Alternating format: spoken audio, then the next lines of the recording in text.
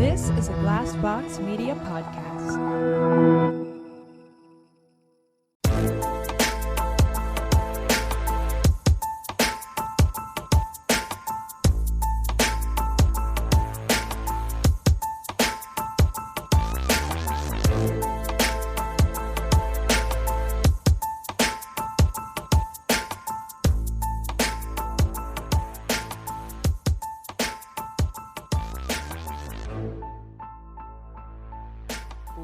Heartwarming email too. Oh yeah, yeah. Do you want me to read it? It's not the one asking Christina for the Amazon recommendation, Dude, for her. dude, I need to hop on getting us paid for that, because Honestly, you know shit. how many people I've told about that $27 fucking toy that will take you to the moon. Reach out to the manufacturer and be I like, do. "Hey, You're like, hi, I don't know We're if you looking for know new me. Sponsors. Exactly. Oh my god, what if they're like, have you tried these other fun things? You're that like, we make?" please send them to me for free, and I'll will tell you try which them. one I like best." This is awesome. Yeah, I've probably sold like 5 or 6 by this point, at least.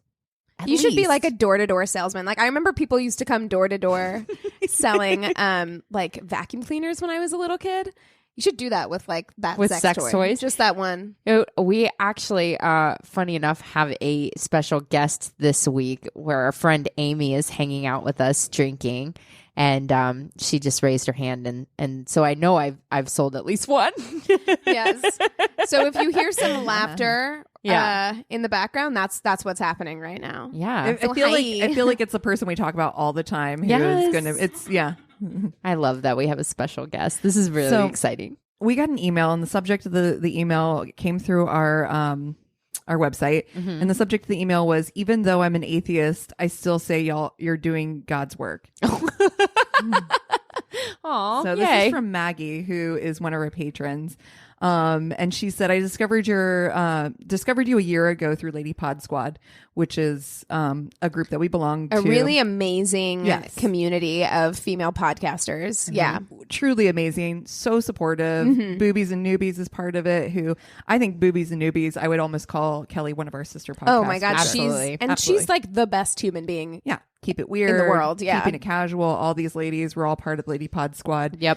I mean, definitely check them out. Lady Pod Squatters. I mean, we are like, we're not the big ones out there. There's not as many female run podcasts that are And are almost huge. It's every very exciting. lady pod squatter is an independent podcaster, which is really, really cool. Yeah. It's really exciting.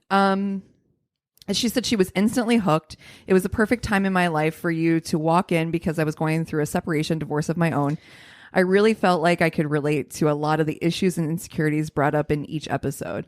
I've kind of already said all that in LPS Twitter group, which I'm part of the Twitter people. So she's kind of shared that with me before. She said recently I'd gotten a new job. While it was a total upgrade, I don't really get to listen to podcasts anymore, and all my subscriptions fell by the wayside. Unfortunately, that includes My Worst Date, which I listen to weekly. So the deal here is I've literally had the worst year of my life. Finalized my divorce. One of my best friends passed away in a fire. God, and there was a breast cancer scare. Like literally all. my god. When I complain about not having a job, just I'm reminded, like, Perspective. Perspective. Yeah.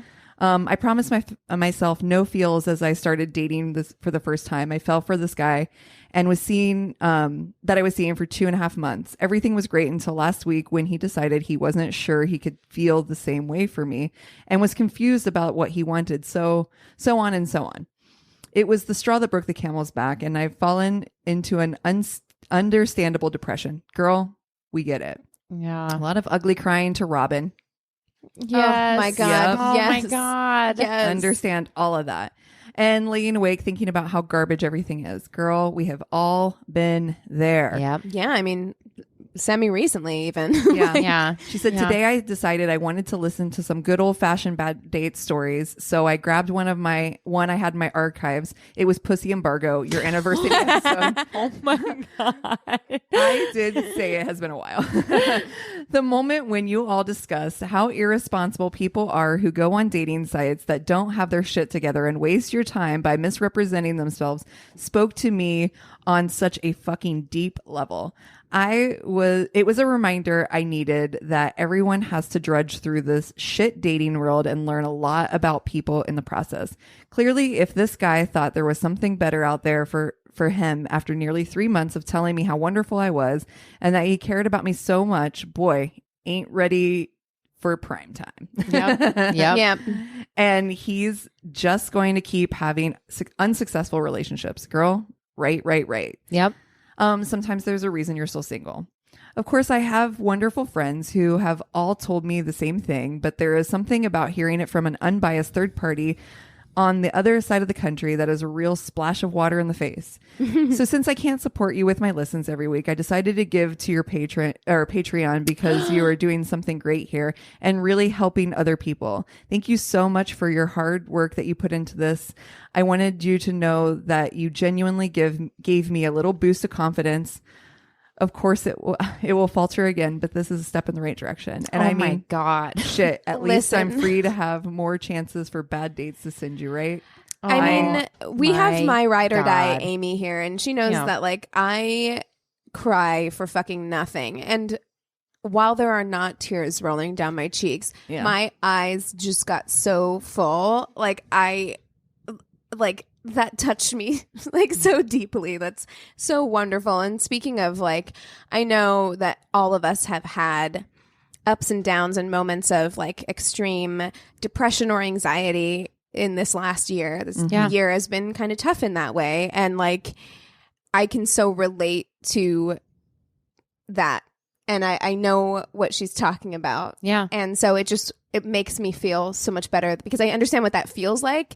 And so it's so wonderful that we could be a part in any way of her feeling a little bit better. Yeah. Because it's so hard to dig yourself out whenever you feel are not bad. alone, Maggie. Yeah, you know? Yeah. You're not alone. No, I said it a few episodes ago. It's emails like that, you know, I don't know. Maybe sometimes I can be like a little self-involved or in my own head where I'm like, this is happening to me. And, you know, you put the blinders on and pain can sometimes feel very isolating. And it's really cool that we've created something where it's not isolating, where it's bringing us together. And we can all like be like, this fucking sucks together. Yeah. You know what I mean? There's something about yelling this fucking sucks when you're with a whole bunch of people that feels powerful. Yeah. Versus like when you're saying like this fucking sucks, like, and it alone can on be your like couch. diminishing. Yeah. Well, we hope you feel our hug all the way from across the U.S. Yeah. Yes. Girl, we're here for you. Hopefully you hear this in a reasonable amount of time. Yeah. A year later, you'll hear this, but like, you know, then we'll know for sure that you got your sticker that we sent you. I put it in the mail earlier this week. So Yay. Yeah, and we appreciate any support that you give us listening. Yeah, and, absolutely. I mean all of it. And Wonderful. At some point, hopefully, you'll have a nice weekend where you can just binge and catch up. So Yeah. Or like Thelma and Louise road trip style. Yeah. So I can put it on in the background. There you go. Come out to LA and visit us. Yeah, and the time there it takes you to drive to LA, you can probably get through that back catalog. You're all caught up. What else we got going on this week? Well, okay, so not to make our opening super heavy, but this is something that we thought we would talk about and forgot to talk about it in our last episode. Someone on our Facebook group brought up this subject, and I thought it was kind of an interesting thing for us to discuss, and that is, what are our beliefs on soulmates? Mm-hmm. What do we believe about soulmates? And I think that that's kind of interesting because I think it's so deeply personal, and I think it changes. This was Rachel Esquivel, right? It wasn't Rachel who asked it. No, it wasn't. Okay. No, I can't remember who asked Somebody had brought up something about having like multiple lives and having people. In Yeah, Rachel that was did bring Rachel. that Okay. up. Yes. Yeah. There's a part of me that really strongly believes that. Oh yeah, where like maybe your mom in this life like was your daughter in a past life, or like your souls like attract the Like, the maybe, souls like I that think you what were. she said was that, like, maybe you, for instance, maybe you have a hard time letting go of someone that you know was bad for you because in a past life your souls were connected in some way. Mm-hmm. And so you still have that soul connection. I don't know necessarily if I believe that, but I think it's an interesting perspective. Yeah. Yeah. I think it's weird because I think that that throughout your life you have, I do believe you can have more than one soulmate. I think you have soulmates that are friends.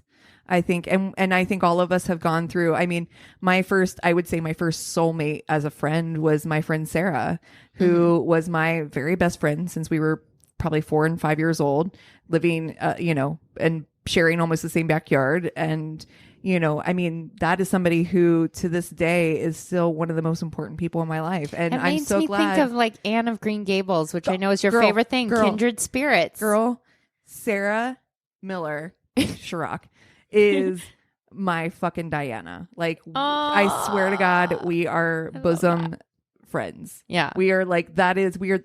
Whenever I watch Anne of Green Gables, when we had there was a time when we were not friends, when we had a separation of friendship that was very difficult for me, like literally tearing up right now, even thinking about it. It was really hard for me to have that and to go through that and not have her in my life. And,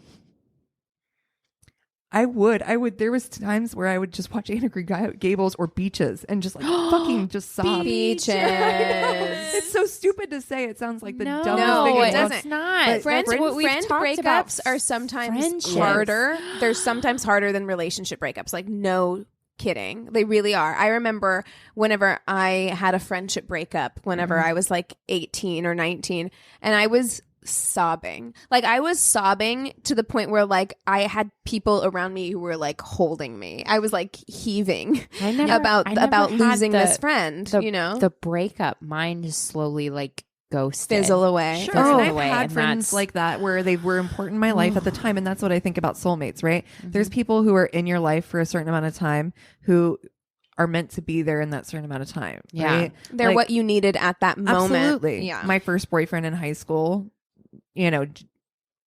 I still look at him as somebody who was very important to me in that time. And I still remember, and I think I talked about this before on the podcast, where I was like, I literally, after we'd broken up and after like the heartache and after everything and after coming out of that, remember saying to him, like, I appreciate having you as my first real heartbreak, because it taught me what it was like to have a good boyfriend, to have like what I deserved. I mean, and even if you don't have a good boyfriend, like, I think that people serve their purpose in your life. Like, I think that happens, 100%. Like, where it's just like, okay, this wasn't the best experience, but you know what? I fucking learned a lot about myself. Good or and like, bad. I've grown so much from that. And so I can thank you for that. Like, you served that purpose for me, like, in my life. Taught me that lesson. That's the main thing I had to get over with the whole soulmate thing. That the big thing that I believed in my youth was forever. Yes. Getting rid of, and that's the biggest thing that I'm grappling with post divorce, is the whole concept of time.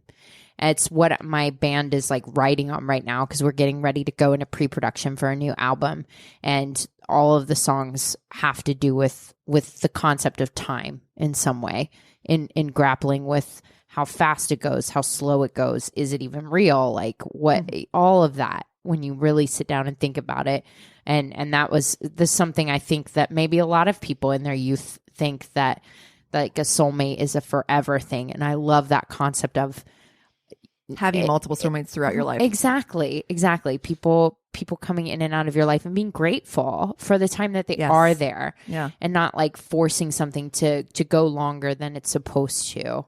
Yeah. Yeah. I think I may be wrong about this, but maybe I may have had the most traditional view of like a soulmate, like what a soulmate is, because like I was such a pretty princess, like growing up, was it Jesus?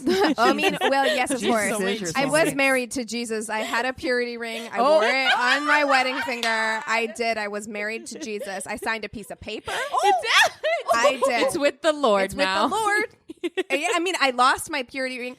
I always tell the story. I lost my purity ring. I lost my purity ring, doesn't it? I lost my purity ring in Paris. I always tell that to people because I was coming back. That's where they all lose their purity ring. I was coming back from Romania, and they make you take off all your. At the time when I was traveling, they made you take off all your jewelry to go through security, and so I took my rings off, and then when I got through security, I was like all the way to the plane before I realized I didn't have my ring. Did you lose So I it, lost it. or did Jesus dump you? Jesus, I mean, he ghosted me, I guess. Like, he Shit. was like, no. It's not meant to be. It's not meant to be. It's not me, it's you. It's- I mean, wait. I mean, It's not you, wait. it's me. He's Yeah. like, I'm just gonna take that back. He's like, it's definitely not me. So it's I'm Jesus. definitely you. I'm the Lord. Okay. So I am the way, the truth, and the light.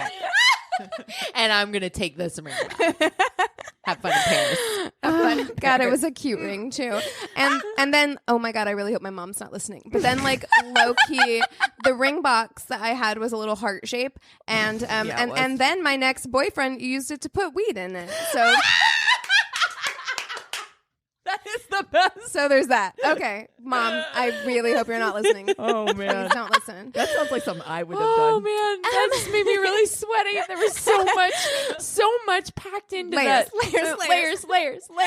But I mean, but seriously, like I had this ever after mentality. I had this Oh, yeah. Cinderella mentality Yeah, of like yes. this Prince Charming mentality about soulmates, and also when you are raised with this belief that like you are saving yourself for marriage and you Yep. are waiting for like that one person that like when I did lose my virginity to my ex-boyfriend, it didn't matter that he was wrong for me. Putting weed in your purity ring box. I just convinced myself that because like, okay, this is what is meant to be. Right. And I just need to like make this work because like I have made this commitment and like that's what you do. You know what I mean? And like and you know, so hold I had firm on this it. very, very like warped view of like what I thought soulmates were. Yeah. And now I can honestly say that like that's just not how life works. No. It's just not how life works. Turns out. It turns not how out, any yeah. of this Turns out I works. didn't know everything at 18. Like That's it turns weird. out I know shockingly. And yeah, so now I agree with everything that you guys are saying. I think that like I have found friends in my life who I could not see myself like living without, and like they're my soulmates, and I have found a partner that is a partner to me, and like it's not like a thing where We're gonna be at your wedding. I know. you know I just think I think you choose. I think you choose. I don't think it's something that happens to you. And I think growing up, I thought that it was a thank you thing for saying that. happened Yes, to you.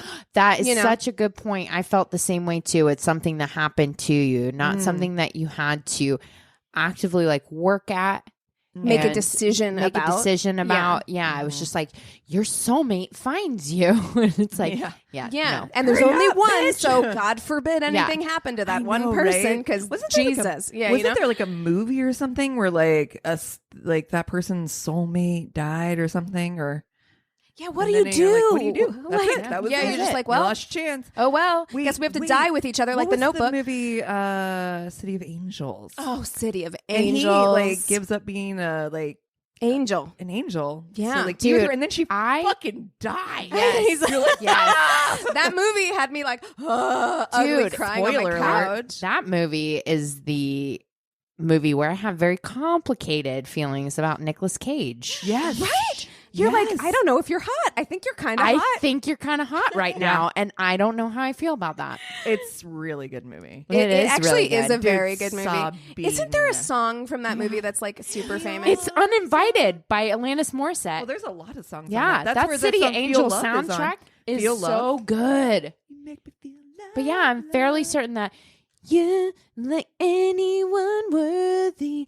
I am flattered by your Oh my God, But- fascination with me. Yeah, that's it's amazing. So Uninvited. is the Sarah McLaughlin song, right? Yes. Yes. That's the one you're thinking That's of. the one I'm thinking Arms of. of an Angel? Is that it? There is a Sarah McLaughlin song. Hold I don't on, know I'll if look it it's up. that one, but there is one in that movie. That movie has a good soundtrack. Just It like, does. It's a good It 90s does. soundtrack. I'm adding that to my list now. I have Ever After now and City of Angels. So I'm wait, sorry. I can't Can watch we that. can we just watch them both back to back? Oh my We'll God. just be sobbing. Girls' Night. Girls' night. Oh. Yeah. Crying. Crying. Yeah, it was popcorn, Angel. And then pizza. Iris by Goo Goo Dolls. Oh yes. Okay. Oh, yes. I like that song. Yeah. Give up forever to touch you. Yes. God, Oh my what God. a great soundtrack, man. Yeah, that's amazing. Speaking of songs, I love the new Miley Cyrus song. I'm gonna say it. Yeah. But Sad news. R.I.P. Miley and Liam. Yeah. But I'm here for that breakup song. And I'm here for the lyrics of that breakup song. They like just broke up. She had this one in the bag. She was like, she was ready for it. She's like, as soon as this breakup goes live, drop the bomb. Drop that fucking song. So here it is. Release that shit. Sitting on. I don't Yeah. like living by the ocean. No, I'm just kidding. Like, it takes a minute to actually like record. Record. Yeah. What if she mix, didn't tell Liam? and master a song? They've been over for like a second. What And if I'm they like, weren't she though? Like, had what if they were to. together and she did all of that and like didn't tell him, and then was like, "BT Dubs, we're broken up, and I'm releasing this song that I've been working on for 3 Fire. months. Bye." That I've been working on for the majority of our marriage because we got married in December. Yes, exactly. Honestly, it takes a long time. Yeah. You know what? I hate saying this because I was here for the relationship. I want her to be Yeah. happy. I want them both to be happy. Yeah. But they were on and off forever. And I think Yeah. that everybody was counting down. Right. And I hate saying that. That's They're shitty. both so young. They are. They're young. they're Soup's Yeah, young. we'll bounce It's back. fine. Like whatever. Who cares? We'll Yeah, bounce back. I'm not Take a sad note from for Brittany. either of Don't those date one of your super dancers, talented, Miley. rich, Super talented, super beautiful, super fucking Soup's rich beautiful. people Yeah. are like you're You'll gonna be be fine. fine. They'll be I'm not fine. worried They'll be about fine. it. They're Like, young. They're young. Who cares? It's fine. Yeah. You're going to bounce back. Yeah, it's all gonna be good. Don't date one of your dancers. Yeah, don't do that. Just co-parent those animals, and we're all good. You know, it's all good. Oh my God, you guys, speaking of, I don't know why this made me think of it, that you said co-parent these animals. So I watched trailers like last night, or I texted you about the Little Women trailer. That looks so good. Oh my god, it looks. Are we all amazing. gonna see that? Oh my Okay. god. Oh my god. Oh, Abs- my God. She looks Saoirse, Emma, fucking Meryl, fucking Timothy Chalamet, so good. Florence Pugh God, from that was my favorite from fucking book. Midsummer. I love Really? that book. Oh my I God. loved that book when I was a kid. My But heart is so full.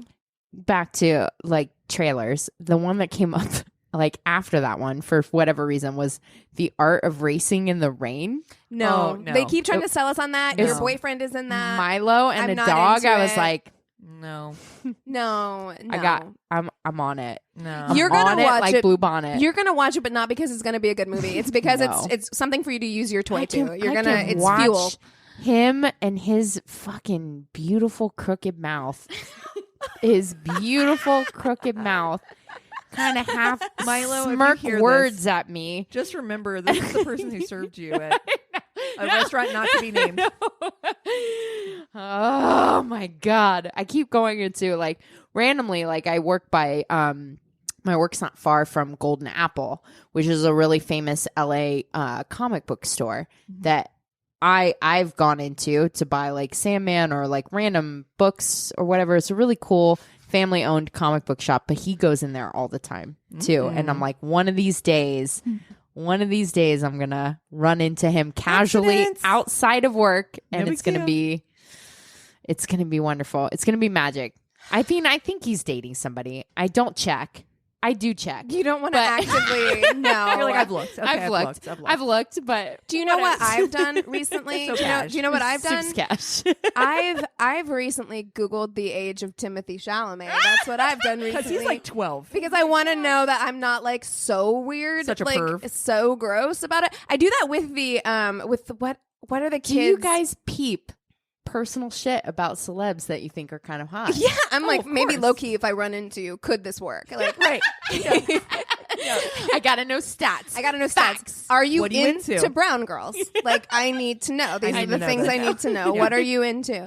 Yeah, because I also did the same thing with what are those? The Sprouse twins. Because I was just like, Oh, honey. they look Oh, so honey. young, but they're not that young. They're like, I'm okay. Look, they're not that young.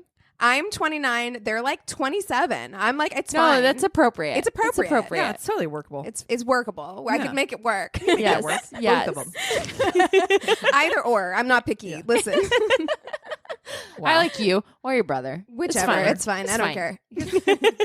The one that's on Riverdale's the hotter one, but like it's okay. Oh, gotcha. Okay. Okay. Who's your celeb? Do you kind of cyber stalk a celeb? I got to think about that. I mean, for sure I have. Army Hammer there for a second. Oh, geez. Because for some reason, Hot. somewhere I was given the note British that accent.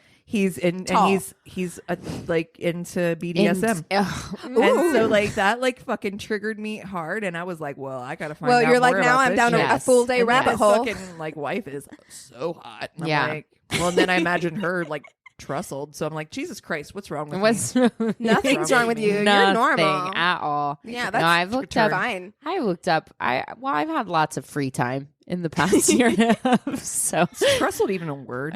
Trust. I knew think. exactly what You you know meant. It's I- fine. yeah. I've looked up Tom Hardy Oh, a number of fucking times. yeah. Mm. Well, we're clearly already. Honestly, you Yeah, should just a make thing. that a wallpaper. Yeah, I've looked up my dude Matthew Good. I've You're watched your dude. many. you look He's at in my a dude. movie coming up soon. Yeah. He's in a new He's in movie, plenty yeah. of stuff. Yeah, exactly. And I just like watch him. I watch press junkets of him just talking. And I'm Have like, you seen Stoker yet?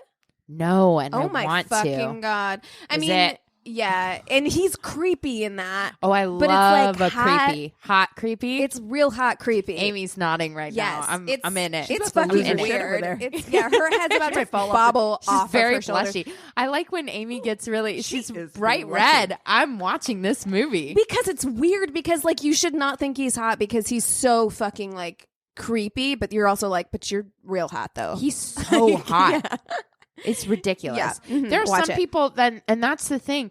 That's how I feel about Milo. There are some Yeah. people when you see them in real life, there's something about them where they're too hot. Yeah. You can't make eye contact with them, and that's how I feel about Matthew Good. If I ever saw him in real life, Yeah. I'd be like, Well, I mean, like I think that's like it's an it factor, and it's weird because I was having this conversation with Anthony where we were watching Sunshine, which is a good movie, and both a young Chris Evans and a young Cillian Murphy are in Sunshine. And I told him, and he seemed very surprised by the fact that I was like, I would take a young Cillian Murphy over a young Chris Evans. And I'm like, why? Because like, you know, Chris Evans is more Chris Evans- traditionally attractive. I don't think so. I don't think so. I think Cillian Murphy is like hot, like weird. I don't Absolutely. like traditional, like good looking. I'm not into the Chris Evans. I would Exactly. rather have a Same, skinny guy with high same. cheekbones. Yeah. Same. Yeah. Give me tall, high cheekbones, Somewhat little awkward. weird looking, somewhat awkward, British accent. Hey, Hey, Well, hey, Cillian Murphy, hey, I think, hey. is Irish, which is oh, like even Even fucking right, better. Come on. Hi. Hi. Oh my God. There's a reason why I watch Yeah. Outlander, and it wasn't the writing or the acting. That's exactly So- right. You're just fucking looking at your wristwatch until those sex scenes came up. You're Exactly. like, tick tock, bitch. Flip flop, bitch. Let's do it. Yeah, no. Ooh. So I Sorry. guess we should maybe say that this is my worst date podcast. Oh, yeah, that thing. I'm Keegan. I'm Cassie. I'm Christina. Hi. It doesn't matter who goes first. I You always go last. I know. I'm Sorry. No, I don't mind want at me to all. do it? No. Well, I mean, just usually think you go it's- first, I go second, and Christina goes Oh, yeah. third. But we just switched it up today. Yeah. And It's if weird it were gone in left to my own devices, we would Just never wouldn't be happen. introduced. Yeah. Yes. It just never crosses my mind. I like keeping our listeners on their toes. Yeah, well, what's gonna happen? we when never- that we intro's get, coming. We get new listeners every week, and they may not necessarily know our voices yet, so now they can tell us apart. I do I like still that. feel like sometimes people cannot tell us. But I don't understand that at all because I think we sound so distinctly different. Yeah. Like, I mean, we I sound nasal so as hell different because like, I can't breathe. I sound like I've been living in California all my life, which Yep. is not the case. And I've been smoking a pack a day and doing phone sex in my own time. So Yeah, well, there you go. There Guys you got go. it now. Great. Is that a voice? Like, We- is there a voice? There is well, a there voice is for that. now. So we have a fuck, marry, kill. Oh my gosh. Amy, do you have any suggestions? Yeah. Guest honor. Sorry, I'm she's sorry. like, no. She's like, no, I wasn't put here to work. I'm just hanging out. Well, okay, hold on. We could do Cillian Murphy, Matthew Good. We've done Matthew Good, Have and, we? and When did I'm we do gonna Matthew fuck, Good? marry, and Yeah. kill him. We did. Oh my God, have we done him more than once? Probably. God, I don't just like, know. I We're love gonna him. run out of fucking. Wait, I love do we him. have like I love period him. film stars, like people who are like famously period, like Colin Firth or not Colin? Yeah, Colin. Oh yeah. He's in a version of Sense and Sensibility. I he's think. in like so much shit, right? yeah, he's a period Tom piece. Hardy was in. Oh God. We've done Tom Hardy. Yeah, we have. And I will also fuck, marry, and kill. Oh my gosh. What are we going to do? You know, we should fuck, marry, kill our I will not be able to make words around you person. Oy vey.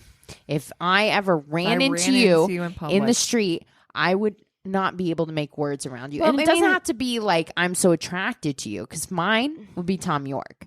Yeah. If I ran into him in the street, I would not. The 'cause you words just words respect wouldn't come out. him and be like, yeah.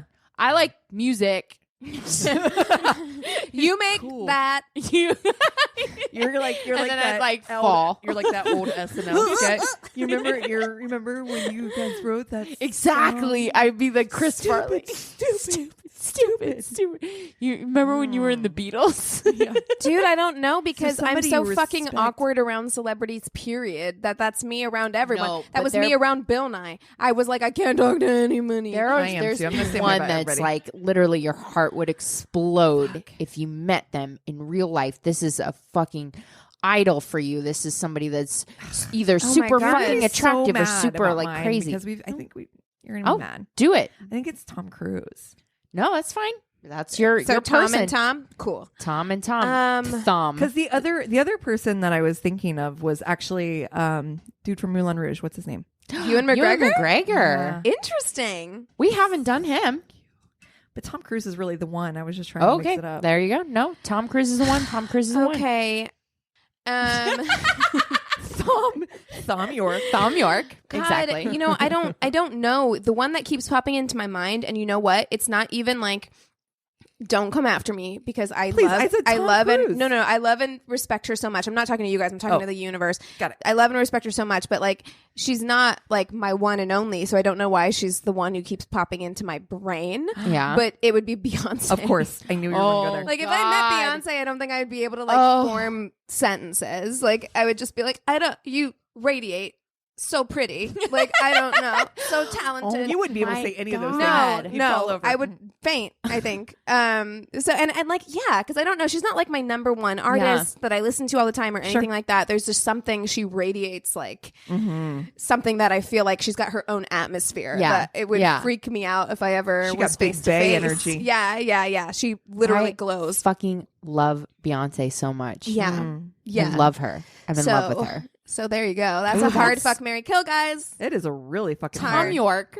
Beyonce, and Tom Cruise. I'm gonna pee my pants. It's literally the most random. How the fuck are we gonna figure this out? Yeah, they're very different. They're very different. That's not wild. apples and oranges. Yeah. This is I know. apples and St. Bernards. Oh, no. Shit. This is like crazy. I thought I knew what I would do. Well, and I then- think I know what I'd do. Okay, you go first then, because Okay. you know.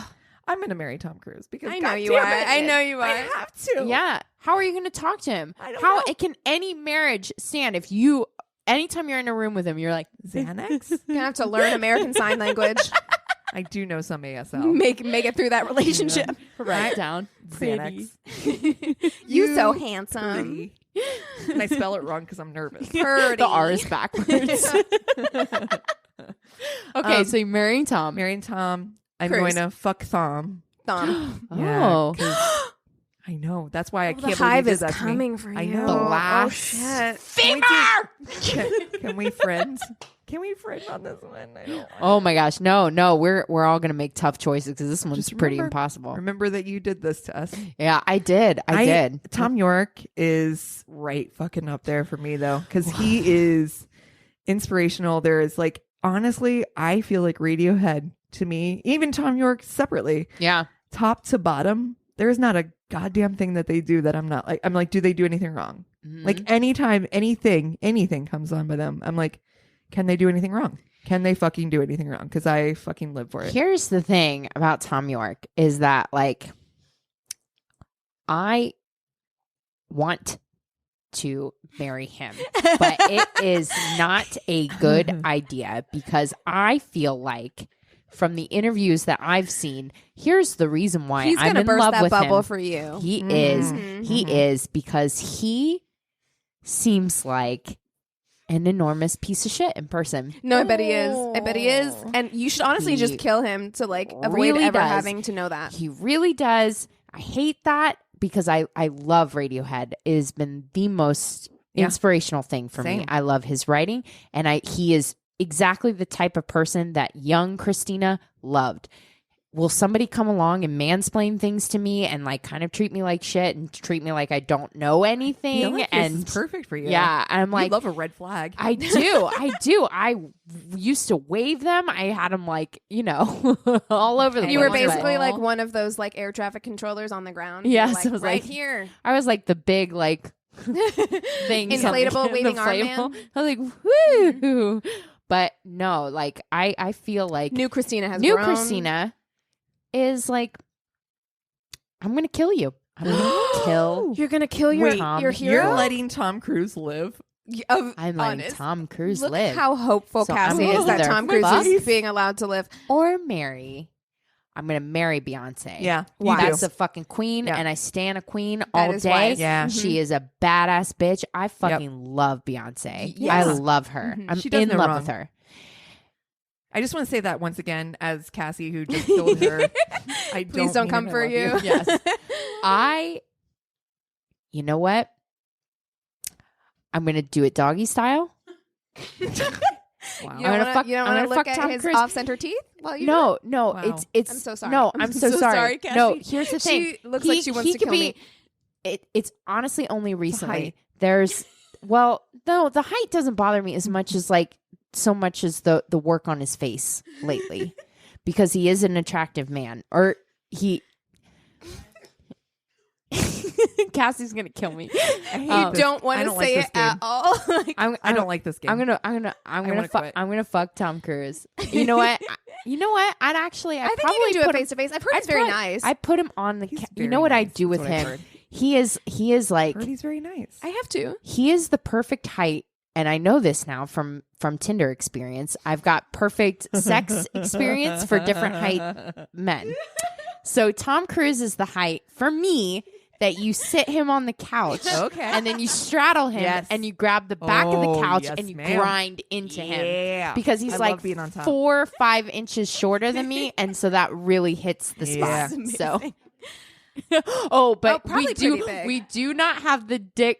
Amy is right to point out we don't know how big his dick is, I feel which like does I feel like factor he- in. I It feel is like part of the It's equation. probably Tom Cruise gives me big dick energy. Yeah. I feel like Oh. there's a situation happening there.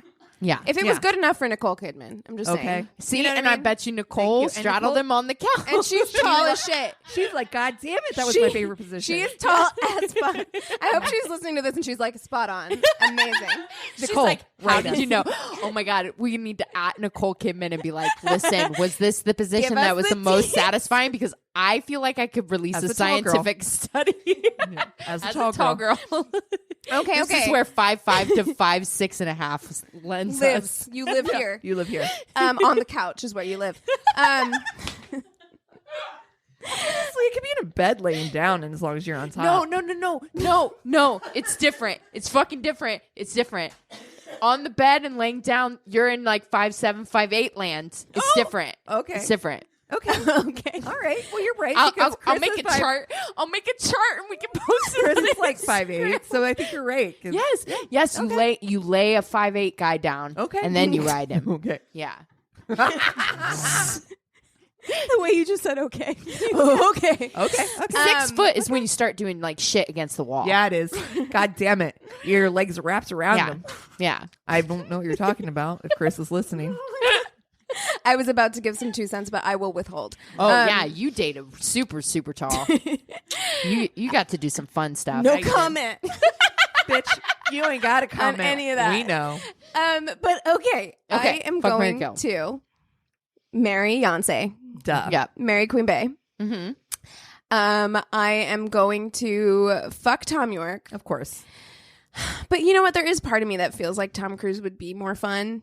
Like, I feel like he would be more fun because I do In feel bed? like Tom, Mhm. yeah, because I do feel like Thom Yorke would kind of be like he's doing you a favor. Like, oh that's my God, kind of, great. Kind of like, what's his name? Leo. Yeah. Like he might vape. He Yeah, totally yeah. he would have like earbuds Headphones. in. He's listening Headphones. to Radiohead while he's fucking you. He's like, we're working on this track right now. Yeah. So So I mean, I don't know. So just so you know, Cassie, this was a difficult choice for me because I do think just that enjoy that. Just Tom remember, Cruise is think about that when he's fucking you in this that. theoretical situation. enjoy. Yeah. So because you're forced to it. I'm forced to do it now. I'm locked in. But yeah, I don't know. Like something about Tom Cruise, like he's got a weird don't have to hypnotic energy that like I don't know that I want to get involved in on a person to person level. But I have heard he's very, very nice in life. So there's that. But yeah, I think I'm going to kill Tom Cruise, fuck Thom Yorke, and marry Beyonce. That's She a can rough just one. sing me to sleep. Here's the thing hard about one. Tom Cruise in bed because he is kind of short. I feel like you got something to prove. I feel like I'm okay with him being short. I'm not tall. I've been with short guys. I'm okay and with they it. do. They work V hard. V hard. Yeah. For sure. Especially for a tall girl like Yep. me. They really put in the extra effort. And, I give out gold stars. I'm all for it. Look, and I'm short. I'm 5'4". Like to me, honestly, Yeah, like same. it wouldn't be like I mean, I'd be fine with it. I Yeah. think it's okay. Yeah. But yeah. Anyway, I like that we all have different answers. Wow, That's great. that was wild. What a wild ride, guys. I know. Well, let's take 5 and then we'll come back with stories. Yes. And we're back. And we're okay. Oh, you bitch. I swear to God. I swear to God. Honestly, there was like a visceral reaction. I know. And my face got hot for a second. I'm gonna say your friend this night. I'm nervous. Listen, She looked at me hard. I can't look at you in the eyes right now. At some point, the back of my hand is just going to fly, Cassie. It's just going to fly across this table. I'm sorry. I don't abuse my co-podcasters here. me when you're not. Shut the fuck up. Okay, so You're gonna I've got catch these hands. catch these hands. Queen catch the hands in the house. I know. That's one of my favorite sayings of Amy all is time. queen hand catcher. Yeah. Thrower. Oh, sorry. I'm so sorry. She don't catch no hands. You Yeah. catch no Frozen hands. So I have the first story this week, and this was an email that we got, and it says, "Hello, Keegan, Christina, and Cassie!" Exclamation point. Yay! My name is Patty, and this is my worst date story. Before I start, I just wanted to say I love your podcast with all my heart. You guys are so much fun. Sweet. Right back at you. The first thing you should know about me is that I'm from Brazil and moved to the U.S. 7 months ago to get married to the love of my life, who, of course, is not the person I went on this date with. Oh, good. It's a long story, so feel free to edit it all. So here we go. This happened when I had just turned 18.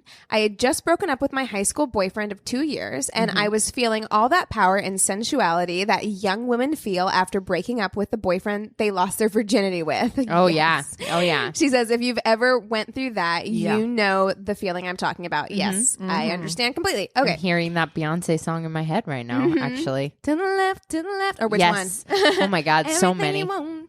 Okay, so one day I had to go to the bank to solve a problem with my bank account, and I had to talk to the manager, Dan, who was this really cute guy.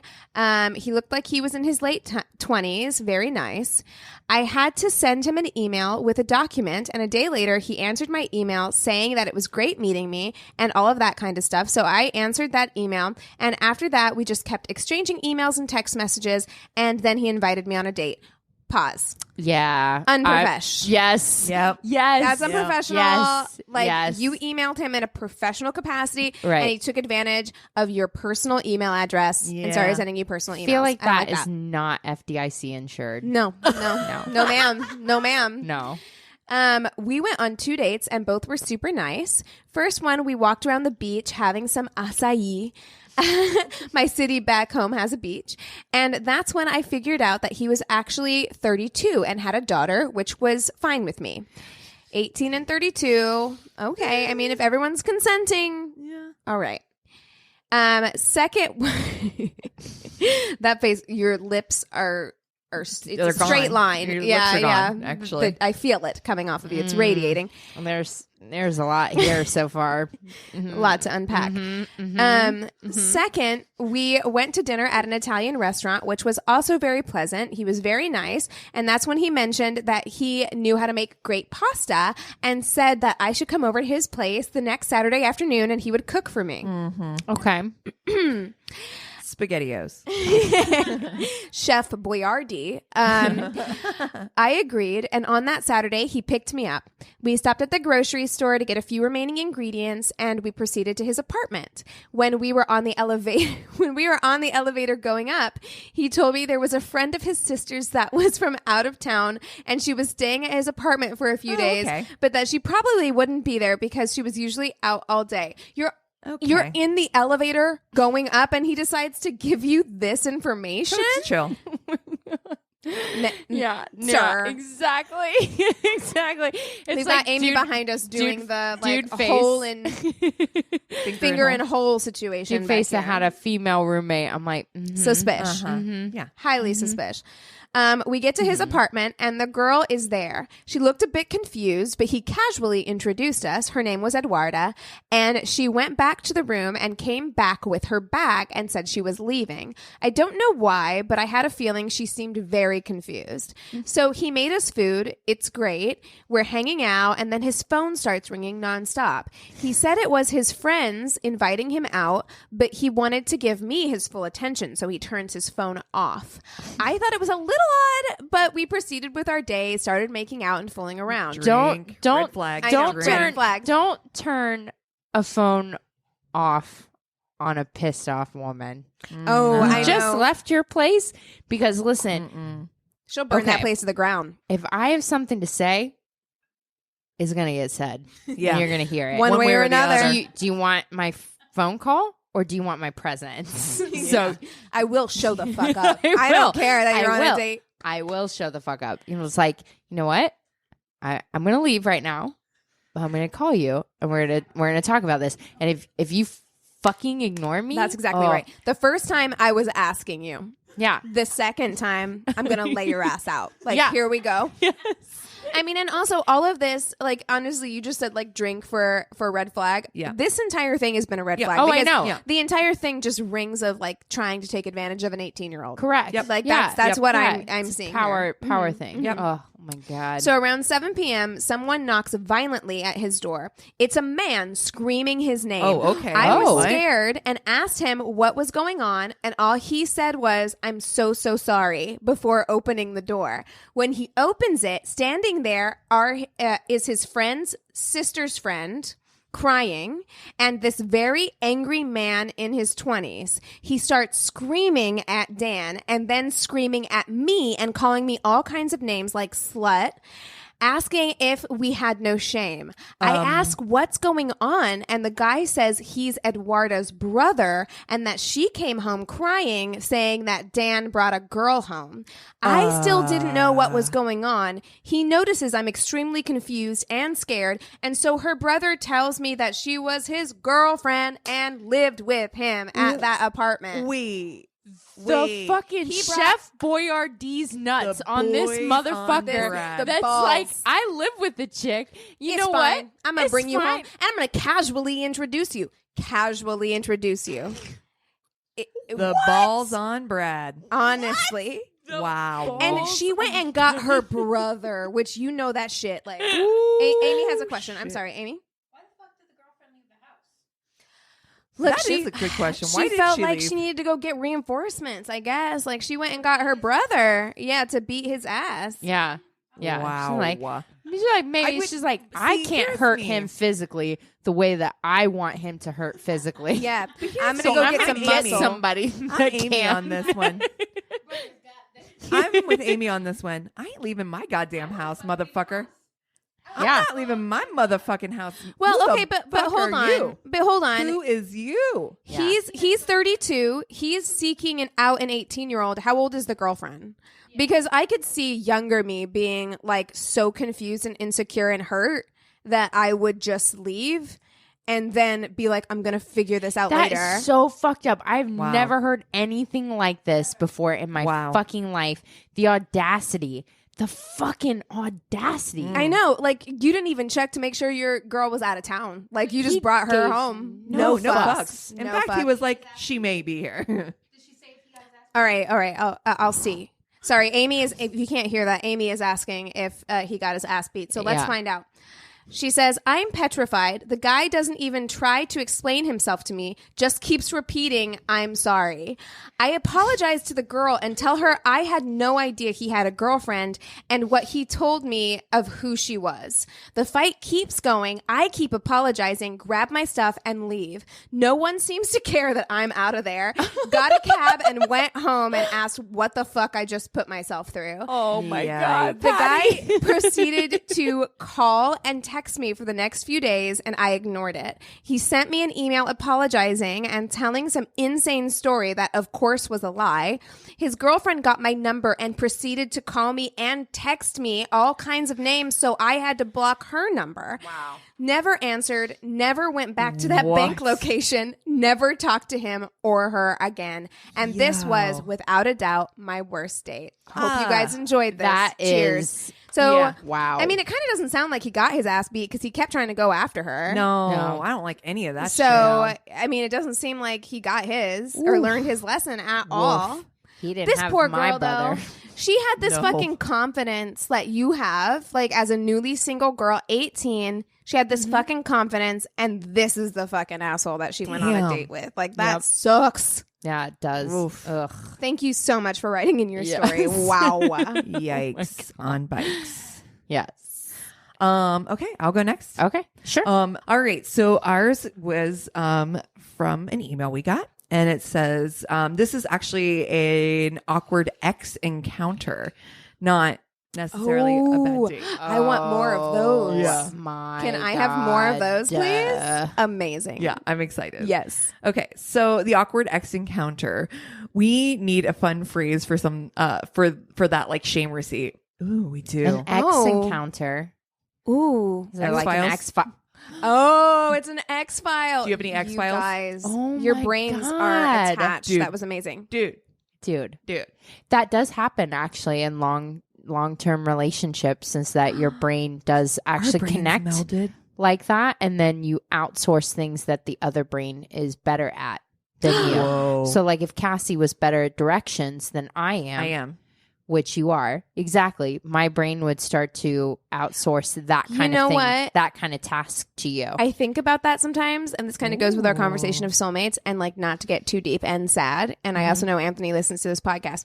But I was just sometimes thinking Chris and sometimes I think about like what would happen if like anything ever happened to him, and I'm like, I think about the dumb shit. Like that's the thing, is I think about the dumb shit that like he does that I don't do. That's the stuff that gets you on like Yeah. a Wednesday night at like Yes. 8:42 Yeah. p.m. I'm just like, Approximately. It's the dumb he's shit. he's so much better at Not that I like know.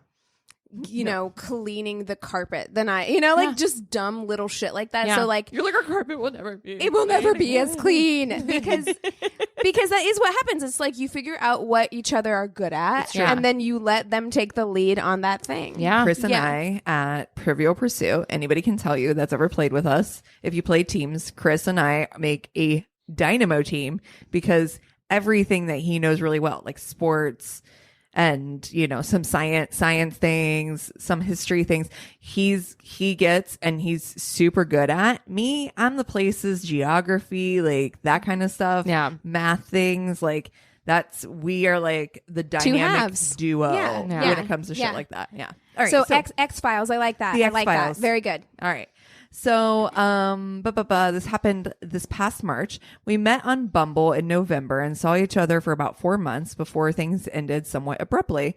There was a hoodie I had lent her that she took home to her parents' house for a few hours away. Oh my God. Is there I anything love- more awkward than later having to be like, can I have that thing back, please? But no, you can't, because there's nothing better than a stolen hoodie. There's Oh, nothing. God. It's like free Amen. food. And It's it's a like hoodie. free food tastes better. A stolen hoodie, Hoodie feels better. Yeah, and I'm It's sorry. comfier. I'm sorry, men. If there is something that your girlfriend or ex-girlfriend has commandeered, that's hers now. Yeah. It's mine now. mine. That's hers now. That hoodie is hers. Sorry, you lost it. It's mine now. Anyway, so it was at our parents' house, a few hours away from when things ended. It was still at her parents' house. It was my only black hoodie. Buy a fucking new black hoodie. You need to buy a new black hoodie. Go to the But Gap. I just- Go to Old Navy.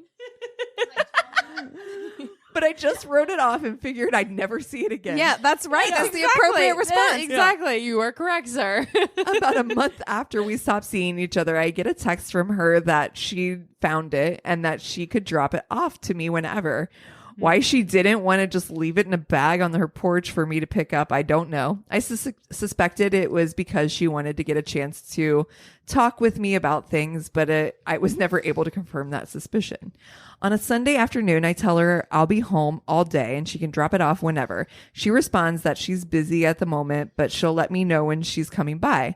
At 9 p.m., I get a text that she's on her way from her house, which is about 15-minute drive. At about 9:40, I'm sitting there wondering what the deal is when my phone rings and I see it's her. I pick up and she tells me she's been in a car accident at the intersection about a minute away from my house. Oh no. I drive down there and see the crash. It was between her and another car. Her car is in bad enough shape that they have to tow it away. So after she talks to the police and they tow away her car, we're both just left standing there, not really sure what to say. I'm just like, you see the hoodie in the passenger seat. You're like, wait, would you mind if could I just get that really quickly? That's all I'm here for. It's cool. I'm gonna. I mean, I'm glad she's okay, but if I could just squeeze. Just hop in there and just 1 second. Oh, is the store can't get it? Okay. Other side? No. Cool. She hands me the hoodie. Oh, she has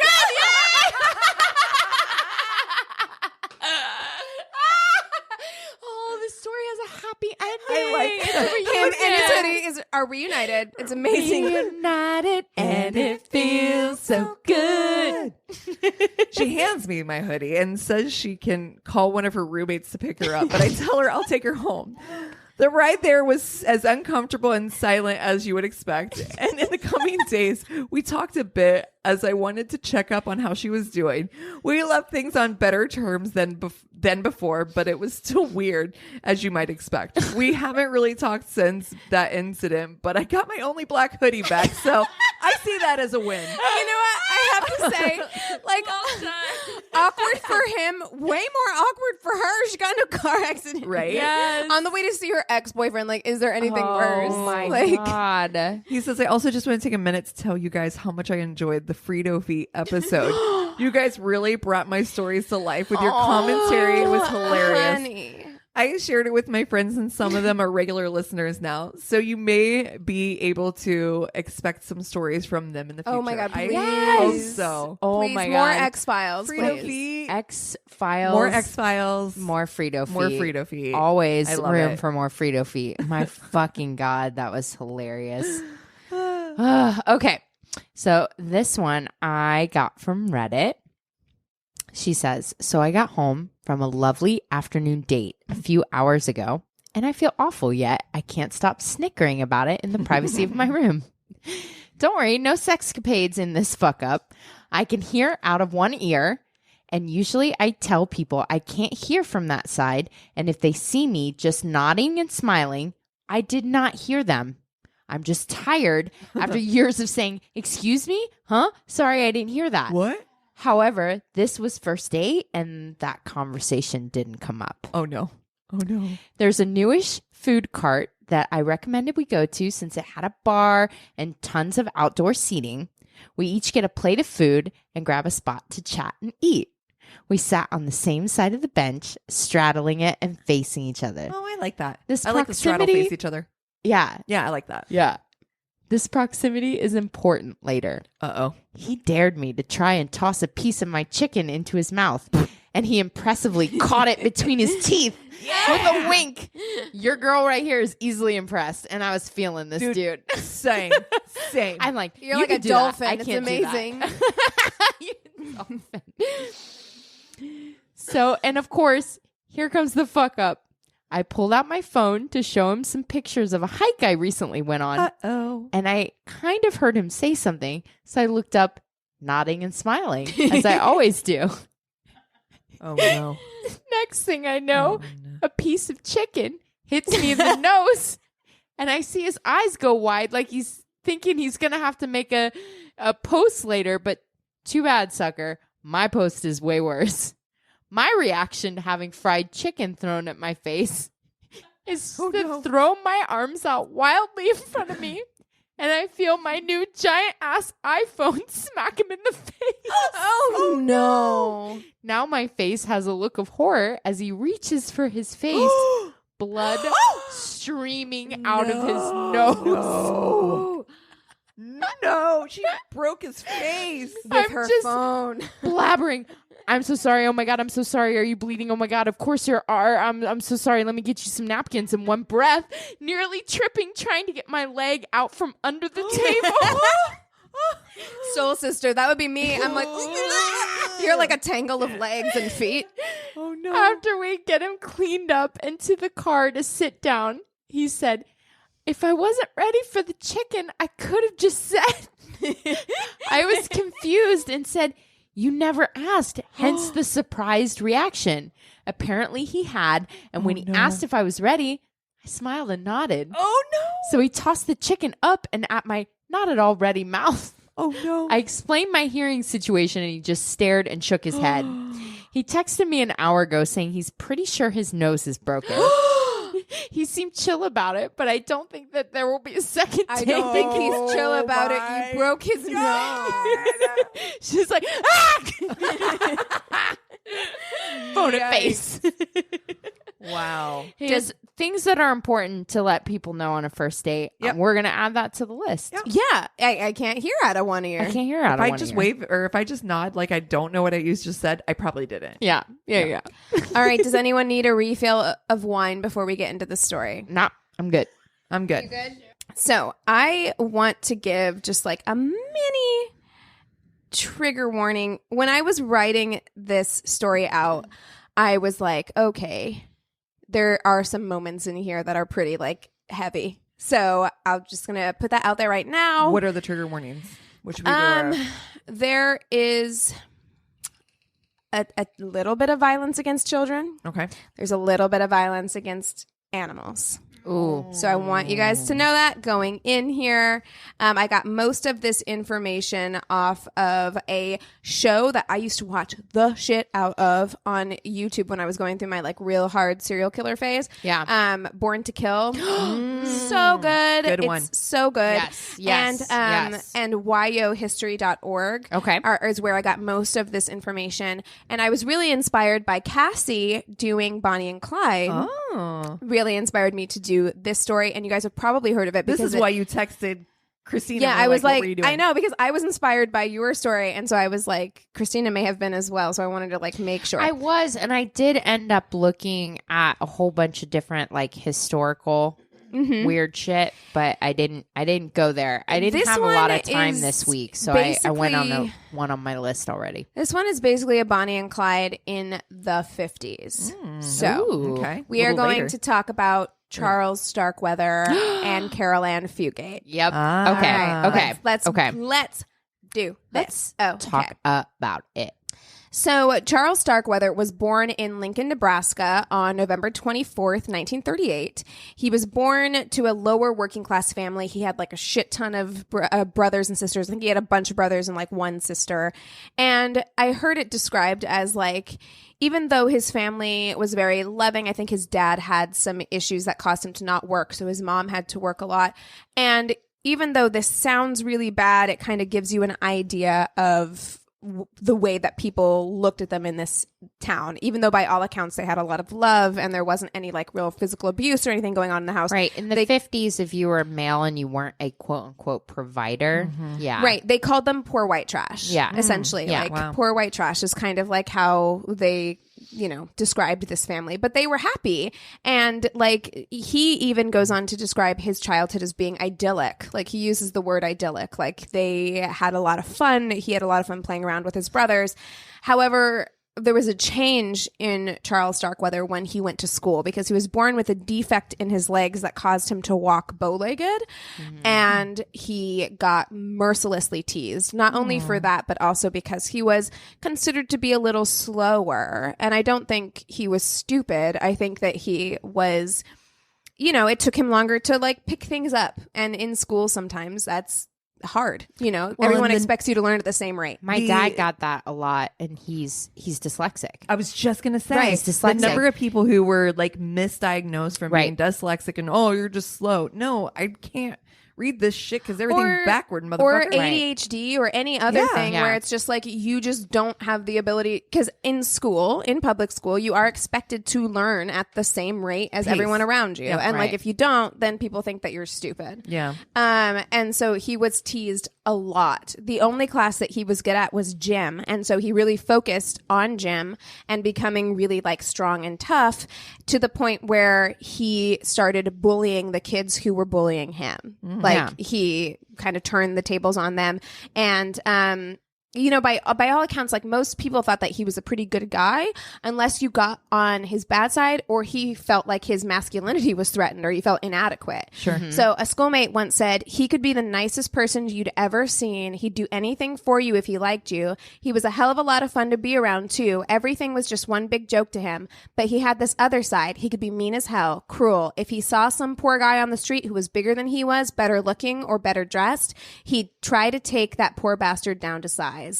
So he was, I mean, it's He's toxic insecure. masculinity completely. Yeah. He Yeah. was like super insecure. And he just couldn't deal. And he was also this like, it was around the time of like Rebel Without a Cause. Yeah. And he was very much this kind of James Dean look-alike bad boy persona. When you look at pictures of him, even after he's arrested, My dad. exactly like your dad. Exactly. Yeah. He had the same hair. Even after he was arrested, he's got like a cigarette dangling out of his mouth. He was very much like that. He took on that persona. He a lot of people described him as being like rugged and dangerous, and he leaned into that hard. So in 1956, when he was 18, he was introduced to 13-year-old Caril Fugate by her older sister, and her older sister had dated him at one point, and so she introduced them, 18 and 13. Okay. And so I don't around like that. Nope, I don't either. Nope. We're in agreement. But yeah, I mean, not this isn't good at all. But like I will say, like Different time. it was a different I was just time. gonna say because my dad I think was 18 and I think his first wife was 16. My 18 great and grandparents, 16 my great doesn't grandparents bother were me. 18 and 15. That's when they on met. the edge. I'm Yeah. okay. I'm okay with that. They 18 lied and about her 15. age when they got married. So You go below that, and I'm talking about like, okay, so you're a freshman at 13, and Not maybe even you're a I senior? wasn't No. even a Fresh- I think freshman. you're in middle school. Well, I feel like you're 13, 14. You're 13, 14. You're freshman. it depends on when you were born. You're either 13, 14 or 14, 15. It depends. Yeah, well because I was. that would I was, mean you'd graduate at 17. Oh, It if that was depends, the but thing. some people do. So it depends Yeah, on when I you was- entered I was school. Yeah. 13, 14. My freshman Yeah. year. I was 14, 15. You graduated at 17. Yeah. 18. I just turned 14. 18. Oh, When okay, got it. Yeah. So when they met, at this point, he is a senior in high school. He drops out of high school and he takes a job at a warehouse near the junior high school so that he can be close to Caril. And he spends his breaks every day At the junior high school? with Caril. Like they go on lunch breaks and things together. And they really begin a relationship kind of like right away, and they become kind of like inseparable right away, like much to her parents. Like her parents are not super happy about this. I can imagine. But Charlie actually teaches Caril to drive on Charlie's dad's car, and Caril ends up, I mean, she's 13. She ends up wrecking his dad's car. And at that point, his dad kicks him out of the house. He's like, you fucking let your little girlfriend like wreck my car. So he kicks him out of the house.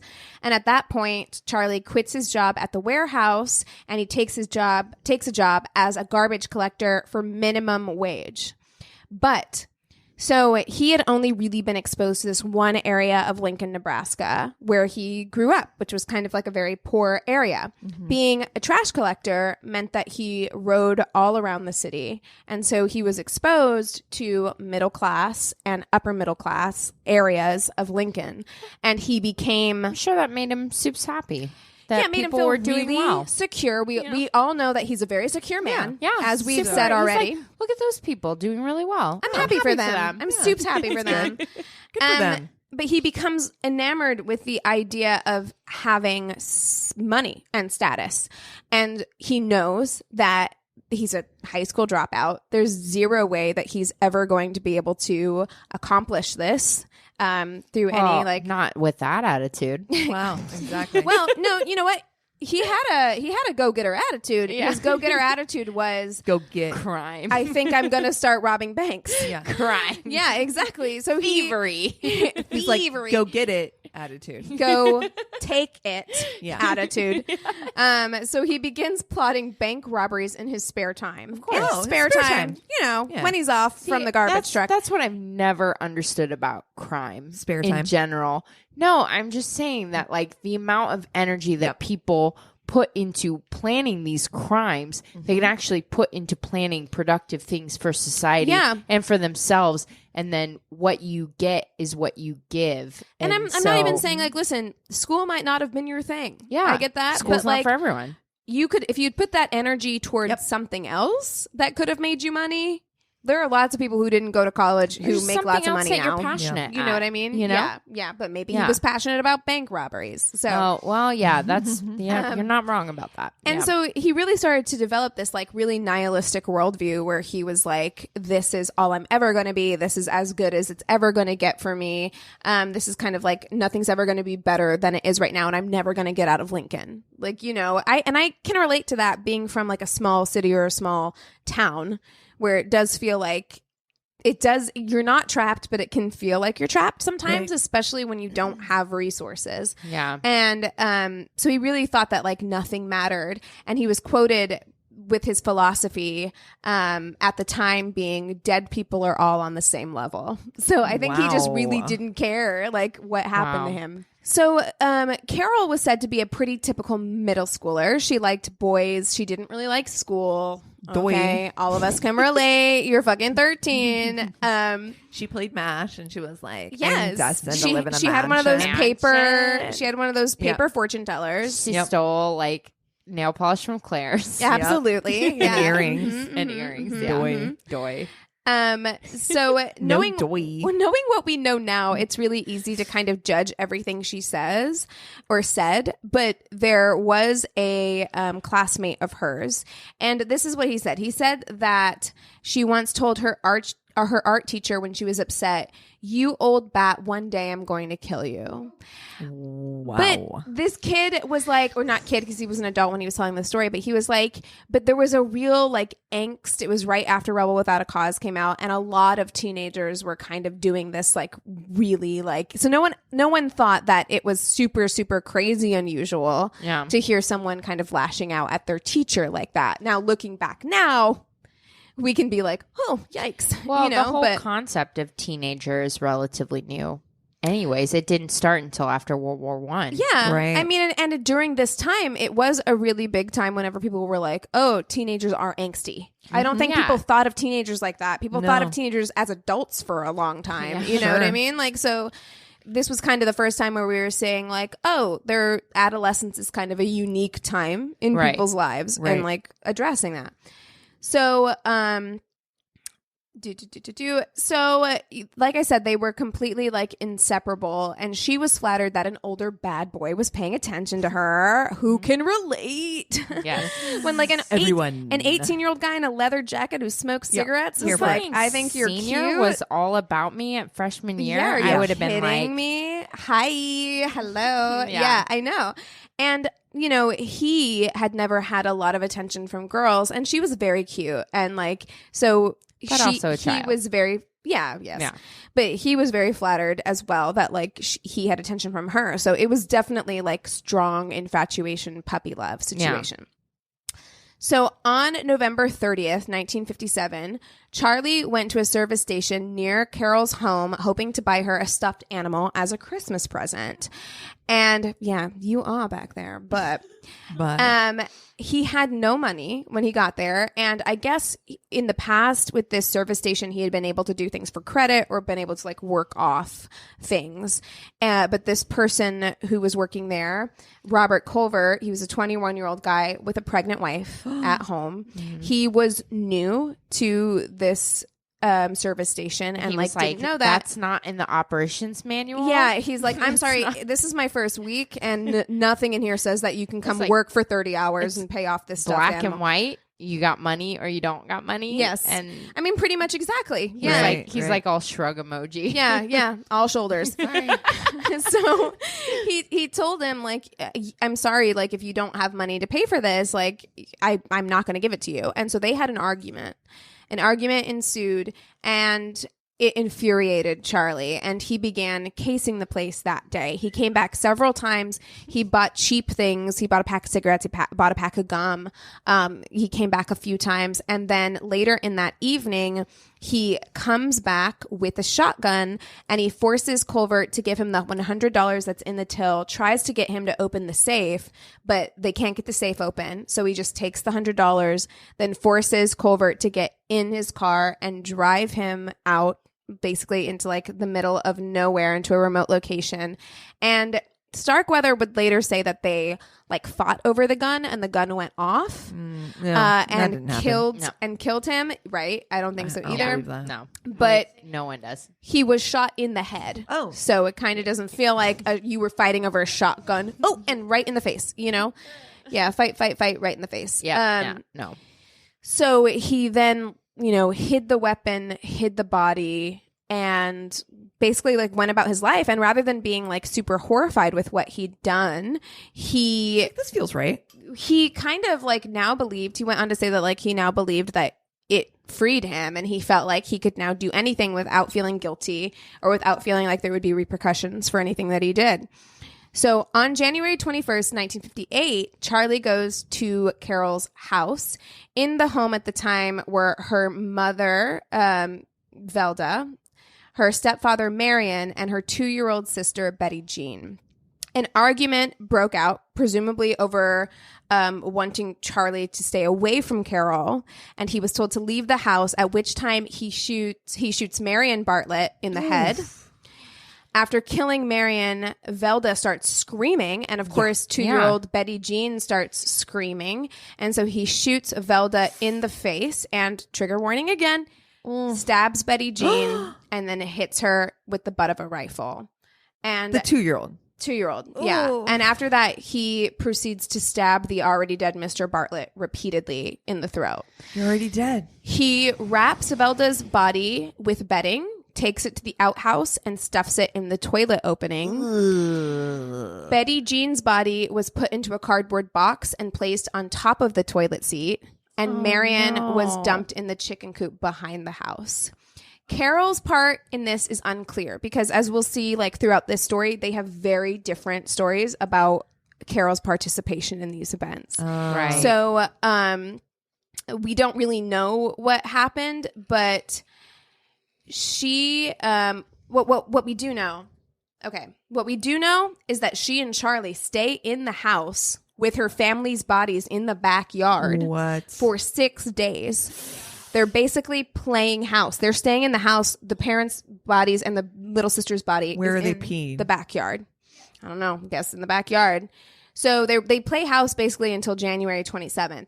Caril would later say that she was not home when the murders occurred, and that when she got home, Charlie told her that he was holding her family hostage at a separate location, and so that she needed to behave. But you can't use that outhouse. And Charlie said that Caril was an active participant in the murders, particularly in her little sister's Betty Jean's murder. Yep, that seems about right. That seems more right to me, but we'll talk about that at the end. So visitors attempted to come and visit the home during those 6 days whenever Charlie and Caril were staying in the home, and they were turned away by Caril. And she even wrote a note, which you can look at the note, that says, "Stay away, everybody is sick with the flu, FLUE." So she's now 14, but it's a 14-year-old girl. Wow. Everyone is sick with the flu. So eventually family members, they think it's the grandmother. She became suspicious because she came by and they were like, you can't come in here. And she was like, listen, some weird shit's going on. If you don't let me inside, I'm going to go call the police. So she leaves and she's like, I'm going to go call the police. And at this time, they packed bags and they went on the run. The bodies were discovered that night. And then earlier that same day, so January 27th, so they leave, they go 20 miles outside of Lincoln to a town called Bennett, Nebraska. They're like, it's the 50s. That's far enough. 20 miles. I know you're in a car that goes like max 45, right? Like, right. So you're fine. Caril and Charlie arrive to the remote home of 70-year-old August Meyer. And Mr. Meyer is an old friend. He's an old hunting friend of the Starkweathers. On the way up the lane to August Meyer's house, Charlie's car gets stuck in the mud. So they leave the car and they approach the house by foot. Now, Charlie would say that August Meyer came to the door with his shotgun and like threatened him, which doesn't make sense because they were friends. Like they knew each other. And, Right. And is it Charlie's friend? Yeah, then? it's his family's friend. Yeah, they went hunting. Yeah. Charlie and his father went hunting with August. Yeah. So like they knew each other. Yeah. And so Charlie would say that like August came to the door and threatened them with a shotgun. And that's why he shot August. But August was shot in the back of the head. Yeah. He was shot in the back at point blank range. Lies. And he also killed Mr. Meyer's dog to keep him from barking. So they drag the body to the wash house before going into the house, rummaging for money and valuables, and eating cookies and Jell-O. Is there a more teenage thing for you to do? Also 50s. I don't think that people keep much Jell-O in their fridge Anthony anymore. likes Jell-O. He keeps it around. He likes it. Aspic. Disgusting. So that night, because the car is still, they get antsy when night falls, and the car is still stuck in the drive. So they're like, we can't take the car. So they start walking along the highway. As they're walking along the highway, they're approached by two teenagers, two 16-year-olds named Robert Jensen and his fiance, because it's 1950 something. So Right. you have a fiance at 16. Yep. Caril King, not the singer Caril King. Wow. Yes, exactly. Yep. Not the singer, Carol. Not the singer it. Caril King. And so these two, Robert and Caril, they pull over and they offer them a ride. They're like, the young people walking on their own. They're like, hey, do you want to ride wherever you're going? Starkweather forces them at gunpoint to drive to an abandoned storm cellar where Robert Jensen is shot 6 times in the head. Why? Caril King is shot in the head and was found, trigger warning, partially nude with her sexual organs stabbed. Oh my God. Starkweather later denied stabbing Caril King, saying that it was Caril Fugate It sounds who did like it. Carol. Right. Yeah. And many believe that to be the truth, that like, Wow. She's, she pretty. got jealous. Yep. Like, of the other Caril, because it's not like what Starkweather has done in the past. And so like when we go through these killings, because there's a lot of them. So like when we go through them, God. like to me, it sounds like most of the stabbings seem like Caril Fugate to me. And like most of the shootings seem like Yeah. The stabbings are more Starkweather. intimate. But we can't know for sure. God. So at this point, they take Robert Jensen's car and they begin driving west with the plan to go to Washington, where Charlie had a brother. After 3 hours on the road, they change their mind. They turn around and go back to Lincoln. I have no fucking idea why they That's decided to do fucking this. bizarre. It's so weird. That's the weirdest because part they're of the like story to running me. from the law, and then they turn around and go back to their hometown. Yeah. It's really weird. So around 8 a.m. on January 28th, Fugate and Starkweather go into a large house in the wealthiest part of Lincoln, and they hold the occupants, Clara Ward and her maid, Lillian. It's spelled Fancy, but it's pronounced like Finkel. Everything I've said has looked like Finkel. So Lillian Finkel captive at gunpoint all day until 6 p.m. So from 8 a.m. to 6 p.m., they hold them captive. And that's when Clara's husband, C. Laura Ward, gets home from work. So Laura Ward, his body is found just inside the door. So I don't even know if he like made it in or if they just took him out right away. He was shot in the back and through the temple. Clara was on the bedroom floor. She was dead from multiple stab wounds. See, like all the women die from stab wounds. It's strange. And Lillian, the maid, was found tied to the bed, and she was stabbed multiple times in her chest and stomach. And she also had defensive wounds on her like arms and her hands. Wow. Lincoln, that's a lot of fucking people. Yeah. Oh, and we're not done. Yeah. Lincoln goes into a panic at this point because like they thought once they were gone, they were fucking gone. Like they weren't going to come back. Right. And so now they're back. And they've gone into the wealthiest part of town and killed some people. So they're in a panic. Classes are canceled. People are getting their guns out and they're holding up in their homes. The National Guard shows up. It's basically like a full-on terror and a full-on like manhunt at this point. So we really don't know why they went back to Lincoln. It's fucking it doesn't make bizarre. any sense. There's no information on why they did. It's so stupid. No, it doesn't make any sense. All I can think of is they're 13 and 18 and they're just stupid. Yeah, I mean at this point they're 14 and if you're under 20, they're 14 and 19 stupid. at this point. But yeah, like I mean I don't really know what else it could be because after they kill the Wards, they take their big black Packard car and they head back out west. So I'm like, why the fuck did you go back? It doesn't make any sense. Yeah. Is there something like what? Yeah, like I have no idea. I don't know. No one knows. They never said. So the next day, they cross the state line into Wyoming. And when passing through Douglas, Wyoming, they decide that they need to dump the Packard. They think it's too conspicuous. It has Nebraska plates. They need to dump it. So they see a car by the side of the road. And they decide to pull over and take the car that's like on the side of the road. But there is a man sleeping in the car. There's a traveling salesman named Merle Collison, and he's sleeping in the car. So Starkweather shoots him 9 times. Jeez, it's overkill. So it's like too much. Necessary. Yeah. It's excessive. Crazy. Jesus. But he is unable to release the emergency brake on the car. So there's a good Samaritan who pulls up who's basically like, need help there, buddy? Like, I can help you like with that. What's all that red stuff? Yeah. Hey, what's Did you that? spill some wine back there? Huh?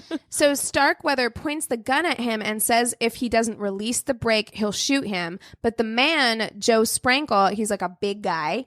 And he fought back and he manages to wrestle the gun away from Charlie. Yeah. So with Starkweather disarmed, and this is just like dumb luck, a fucking sheriff's deputy pulls up and is like, what's up? He arrives on the scene. Hey. As soon as... whoop! No, whoop, whoop. As soon as Caril sees him, she screams, "It's Starkweather. He's trying to kill me." And Starkweather runs for it at that time, gets in his car, and Caril runs to the officer and is like, "I've been held hostage and captive this whole time. Bitch. Mm-hmm. No loyalty. These hoes ain't loyal." This bitch. This bitch. So a high-speed car chase ensues, and the cops are like, pew, pew, pew. They're shooting at the back of the car, right? Pew, pew, pew. And a bullet ends up going Is this through... Star Wars? Exactly. They're using like laser guns. Lasers. A bullet ends up going through the back of the car, and it pierces Charlie's ear. You can actually see in some of the arrest photos, there's a hole like in the back of his ear because a bullet went through it. And so I know, right? Like he gets shot through the back of the ear and then immediately pulls over. Like he's like, ow, and like pulls the car over. Oh my God. And is arrested without incident. Like he stops running. He's He's just like, ow, that hurt. Like I'll pull over now. So 11 people, flesh wound. 11 people died during the killing spree. 10 of them within 8 days. They just fucking 11 people. Most of them within a 10-day span. Right. Or within an 8-day span, I'm sorry. So Caril maintained the entire time that she was an unwilling hostage throughout the spree. Both were charged with first-degree murder. Starkweather insisted that he killed in self-defense. Okay.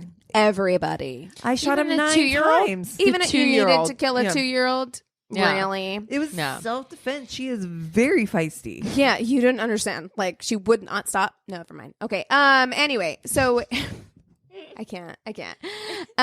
Initially, he said that Fugate had nothing to do with the crimes. They both maintained that she had nothing to do with it. But then he pretty quickly changed his story.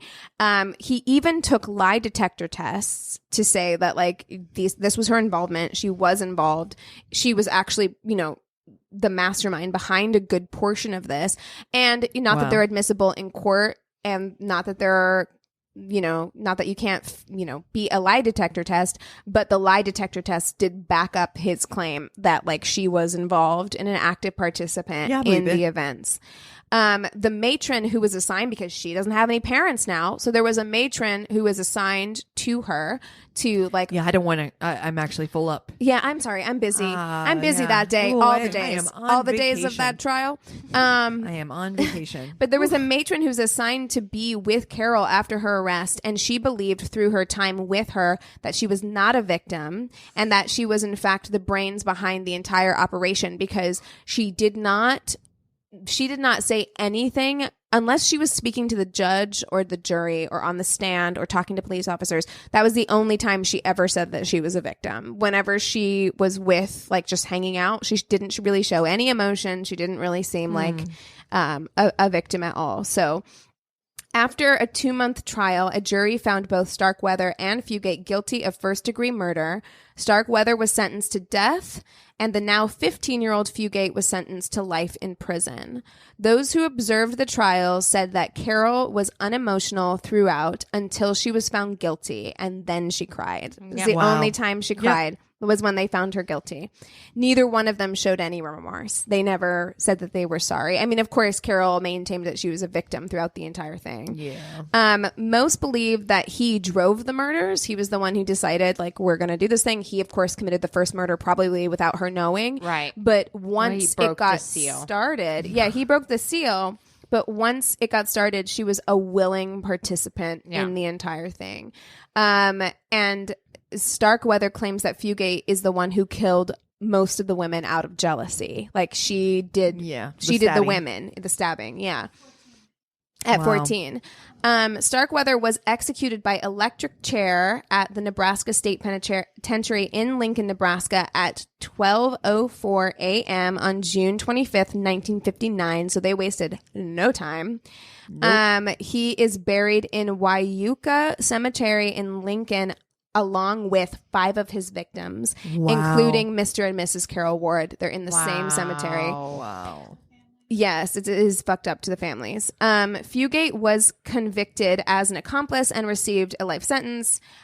She was paroled in June 1976 after serving 17 and a half years at the Nebraska Correctional Center for Women in York, Nebraska. I feel the same. That does not feel long enough. She ended up settling in Lansing, Michigan. She changed her name and worked as a janitor in the Lansing Hospital. Fugate then married Frederick Clare. Oh shit. Oh shit. Hot take.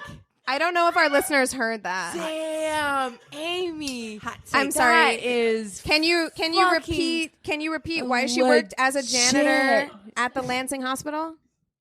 Well, she's garbage. Yikes. I mean, honestly, throw the whole person away. Wow. So, out of the mouths of babes. Amen. She ended up getting married to a guy named Frederick Clare in 2007, and we'll find each other. And well, okay. I can't even fucking get a guy to commit to go right to a fucking pool party. Unbelievable. So that's a plenty of fish matchup if I ever heard of one. But guys, listen. Okay, we're back. Sorry. Caril Ann Clare, as she was now Caril Ann Clare. She was living in Stryker, Ohio. Oh, God damn it. Ohio, I know. When she was seriously injured in a car accident on August 5th, 2013, her husband was killed in the car crash. Ooh. She lived. Her husband was killed. She's alive. She's still alive to this day. I watched an interview with her that she did in either the 80s or the 90s. Who was driving? I don't know. I don't know who was driving. Yeah, I think so. I think she's okay. She was seriously injured. She was hospitalized, but I think she's all right. But I watched an interview, guys, because I was like, I want to watch an interview. I wanna see this like bitch. her now, This and like bitch. Right. because you want to Yeah. you watch the videos because you're like, I want to see something, right? Like I want Yeah. to see what's going on. And she was telling her side. She's maintaining that she was a victim through the whole thing. That she was a hostage through the whole thing. She didn't know her family was dead. She thought Okay. that and she starts crying. I say in quotes throughout this interview and. Again, Crying with no tears. They talk on My Favorite Murder about Karen talks about how mad it makes her, and maybe it's an LA thing. I don't know. Whenever you can watch somebody and you're like, that's fucking bad acting. Yes. And It's like, what's her face? Routier or whatever Who? that killed her kids. oh yeah, Darlie. Yeah. Oh, we've had this conversation. Yeah. I know. I'm so torn on that Cassie's one. on the fence. But Yeah, you know I'm on who the I will fence. say is who was Princess Di? Not Princess Di, but the one who like tried to act like she looked like her, who killed her kids. Oh God, there's so Her many. acting was super bad. Susan Smith. Downs. Diane Downs. Diane Oh, Downs. Diane Yes. Downs. Yeah, Um, there's her too. But Ooh. same Oof. with this woman. Like I watched this That woman, bitch, Diane Downs. and this is like 50 years later or whatever. And I'm watching her, and I'm like, it's probably not 50 years, probably like 40 years later. And I'm watching her, and she's crying about her family being murdered. And I'm not seeing any tears. It's the most like fake ass fucking crying I've ever seen. And people are very divided on whether or not she was a victim or an accomplice. Like people stand very strongly in one camp or the other. Well, there is part of me that's like, okay, how culpable can you make a 13-year-old? She's 14, but yes, yeah. 13, 14. 14. Now, Now, here's the thing. I was a fucking crazy ass fucking 13-year-old. Yeah, It's same. fucking insane. Yeah. I actually managed to get through that without going on a murder spree. Same. Right. I do think that there Yeah, has to be even with something. Cassie, you? Yeah, 100%. And you Same. were good? Yeah. Same, Amy? Amy? Yes, but I do have to stipulate that when I was 14, I did say in 5 years I would be in jail. Well, But you weren't. But I wasn't. But you weren't. But I wasn't. And, you know, I used to say that too, though. Every day. I used to say that all the time. See yourself in 5 years. I'm like, In jail or in prison, dead. straight up Orange is the New Black. What's up? I meet you there. You know, and they do talk a lot, especially in Born to Kill and in other things I've watched about that, folie à deux thing where Yeah. it's just like there is something that happens when you're with somebody who is essentially rebuilding your entire worldview as being like, Sure. this is a thing that is okay. And you're so young. And you're so young. So your You're brain is so malleable. young. So your You're brain a is malleable. child. But she's smart enough that when that deputy pulled up, she Yeah. knew I need to act like a Immediately. victim. So Immediately. what that makes me think is she had that fucking plan in the back yeah. of her She'd been mind. planning. And she knew She that was she like, was if younger. we ever get caught, She's very smart, but like, I mean, and it's those things that make me think that like, because it is also, obviously he was hot-headed. He could fly off the handle. He could kill somebody. He was Right. capable of that. He demonstrated that before he killed her parents. Right. But also, when I was watching this thing, they had a forensic psychologist on there who was like, I don't know that people ever really examined that maybe it was her idea, like that he kill her parents or that Right. they Right. kill her parents. Right. You know what I mean? Because she would have had more of a stake in that. Yeah. And What does also, I he don't care? believe he shot them several times. There was stabbing involved in the house. You're telling me she came home, because her story, when you watch this interview, is that she came home and he was hiding behind the door with a gun, and he was like, I am holding your family at another location, and like, if With you all don't that go blood? along with me, where's the blood? Like, that's what I'm saying is no. like, so you're And saying you can't use your outhouse. yes. So even though we're going to stay here for 6 days, 6 days. don't go pee in there. right. yeah, Don't go into the chicken coop. Don't Go- go into the outhouse. go Like, in the kitchen sink. how? You're fine. This is You're fine. fine. It's This really, is how we do now. It's really difficult to fathom that she could not have known. Right. You know what I mean? Like, Yeah. how? Like, maybe she wasn't as complicit, but if that's the case, then don't straight out lie about it. Like, come out and say, like, I knew that this thing happened, but I was scared. Like, that Yeah, would have but- been way more believable Exactly. than I had no fucking clue. And I was a complete victim for day. Like, she had so many opportunities to get away. Right. And didn't. It was, let me see, 8 days. It was the spree. Yeah. Mm-hmm. So for 8 days, she sat in the car with the person. I mean, and went. She went from place to place to place Right. with this guy. Multiple opportunities to quote unquote escape. Escape. Right. Yeah. I Yeah. mean, and in theory, there were also multiple times when she had weapons. Like you're telling, I understand fear can do a lot to a person. Right. And like maybe she was scared, but it just doesn't come across that like, okay, when there's a police there, all of a sudden you're like, oh my God, I'm being held hostage. Right. You know, it makes I don't me know. think she'd come up with that Right. in her Right. head. And it's like, At well, some if this point, ever happens, she this is my- decided. Yeah, at This some is point what she I do. decided. Yeah. So the Starkweather Fugate spree inspired several films, including The Sadist in 1963, Badlands in 1973, California, the one with the K, in 1993. Oh my God. Natural Born Killers in 1994, The Frighteners in California. 1996. So, Dude, and California. Starkweather's electrocution by electric chair in 1959 was the last execution in Nebraska until 1994. Wow. So, Who was 1994? oh, I don't know. And, you know that in your notes? I'm so sorry. I didn't look it up. I'm all curious. Yeah, That's like, hold on. But yeah, I mean, it had a huge footprint on pop culture. And it made me think of it when you did Bonnie and Clyde, because to me, this is more of like that's a hella spree. the spree. You know Yeah. what I mean? Like a couple spree. Whereas like Bonnie and Well, at Clyde, least Bonnie and Clyde, I feel like Clyde had like a motive, right? Yeah. This a was mission. just fucking Blood- mayhem. Yeah. Yeah. Yeah. No Bloodlust. reasoning. Whereas like it was cool to learn that Clyde like had a mission. He's like, I'm gonna fucking It's not destroy okay, this but prison. It's not okay, but you make it make sense in your head. You're like, I get it. I think He that's went what to that all- prison. that's He what got we always fucking look for. abused Yeah. and shit. And I'm like, A It's like plus B equals retaliation. C, Yeah. the end. Yeah, I think what's Whereas hard this about is Starkweather just- and Fugate is that, like, yes, they were like troubled teens or like whatever, but, but that's even. but Like that's we're not all troubled teens. Right. We're all troubled Yes, teens. yes. It We all don't it shoot always people. sucks. right. Yeah. We all have nihilistic worldviews yeah. when we're fucking like I 17. have a nihilistic worldview right now. you I know? actually was. I've been listening to this new podcast. Well, it's new to me. I just found it. I got to look it up. I think it's called Suspicion. Hold on one second. And it Ooh. reminds me of this story because Suspicion. Yeah. Because this woman ends up with like 2 dead husbands. And I'm like, okay, here's the thing. I believe in coincidences. I think, and like Lightning two can dead strike twice, 2 dead sure. husbands and like a dead son. Like lightning. Okay, yeah. so that's Listen. 3. That's 3 times.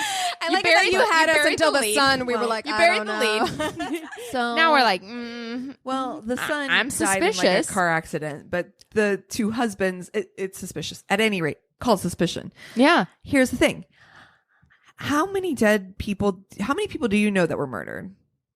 Don't ask me that. Ooh, Amy can't say. I mean, I do know a couple of people who were murdered, but I think I'm an unusual case. Yeah. I think most people do not. Yeah. I do not know anyone who was murdered. I have one friend who has been murdered.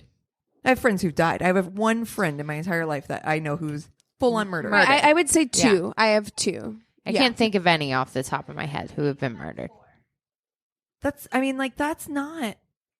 It's not common. No, it is not common. And in fact, like I would say that the average person, I think that we have more people that we know who are murdered in this room than most Anybody people I would ever know, I do. would say, Yeah, yeah, for sure. because I do think it's very uncommon. Yeah. Yeah. I mean, at some point you got to be like, okay, Am I attracting this? yeah. Am I drawing this to me? Let me check my horoscope. Yeah, Is honestly. Mercury in Should I retrograde? stay inside? Again. Maybe I should just stay inside today, like not go outside.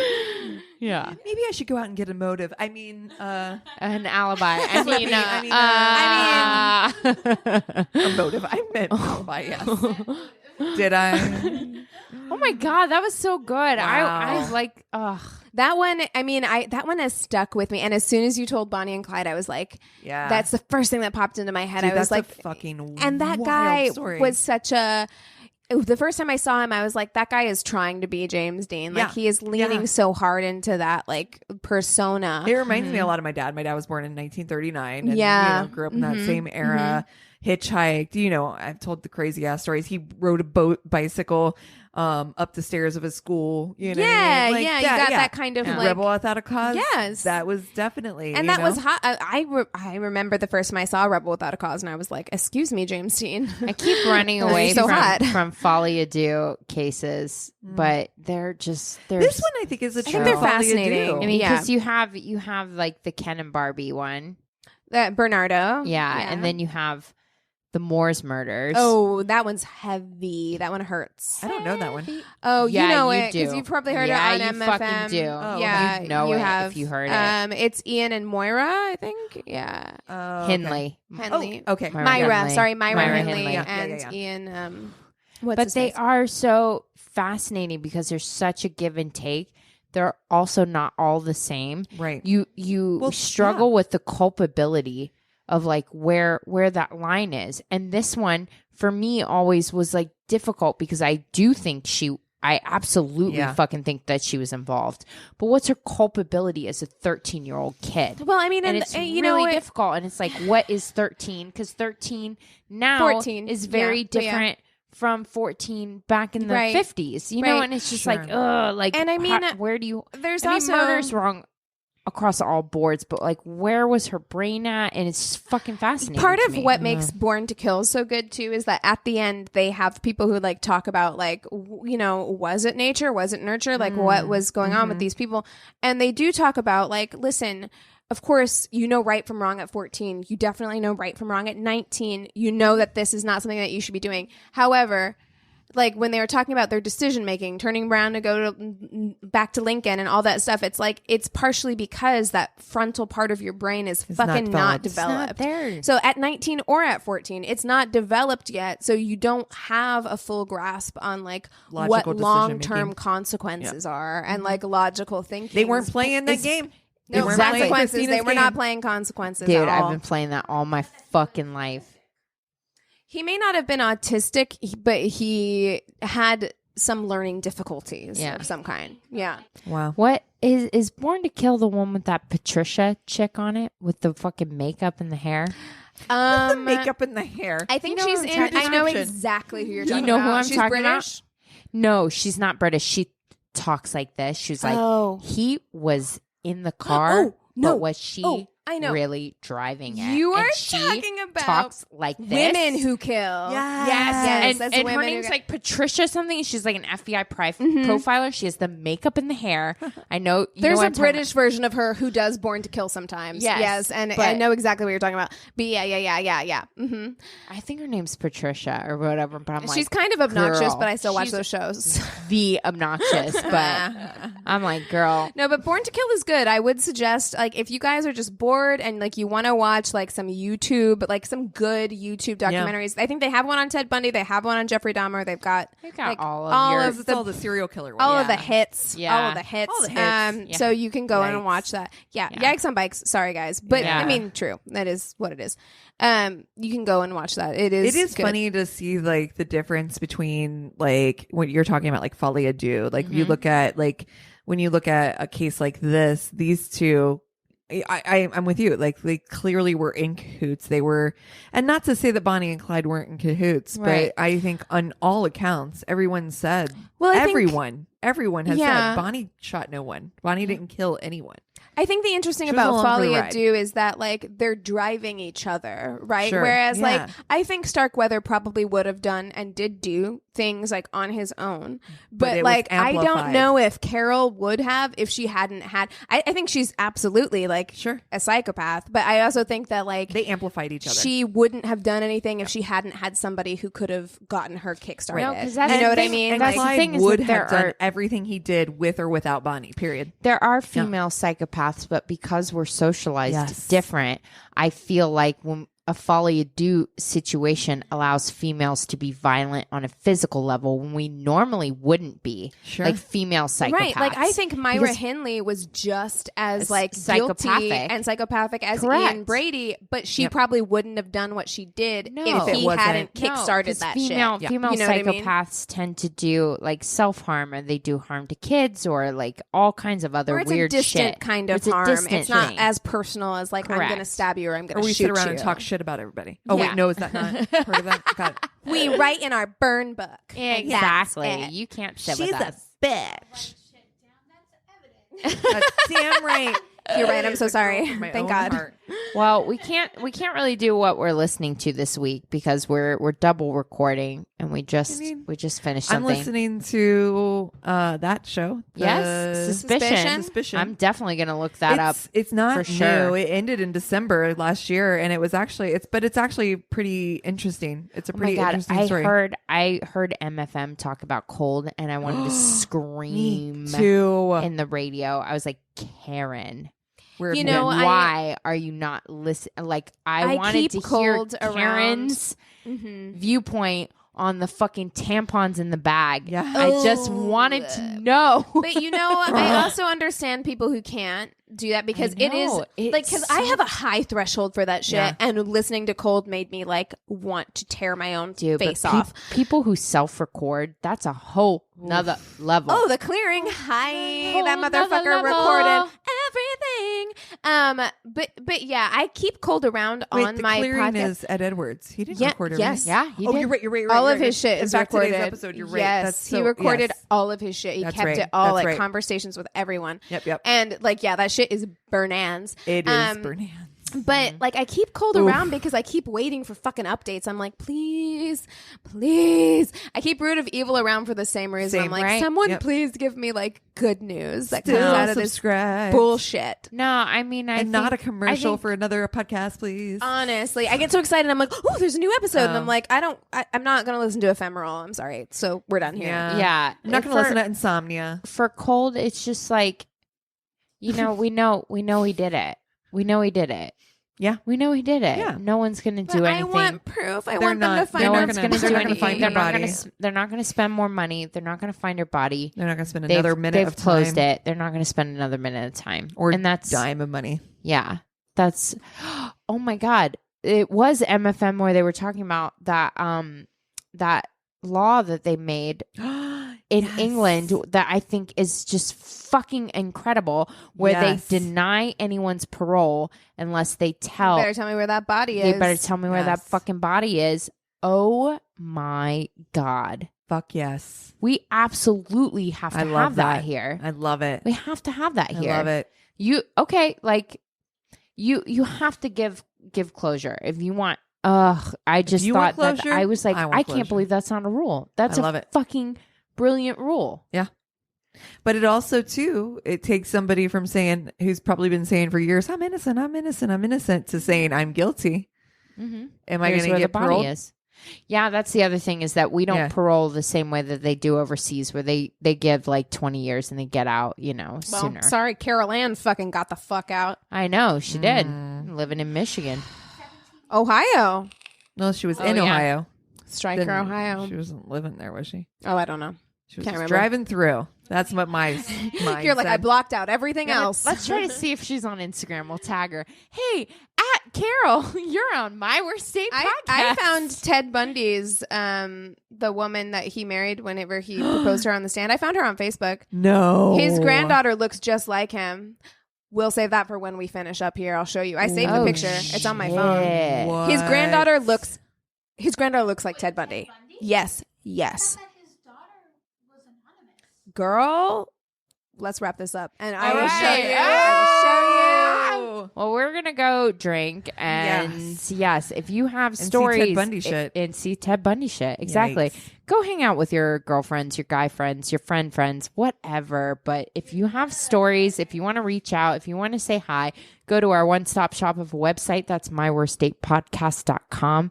We love to hear from you, and we love you so much. Thanks so much. We'll see you next time. Cheers. This is a Glassbox Media podcast.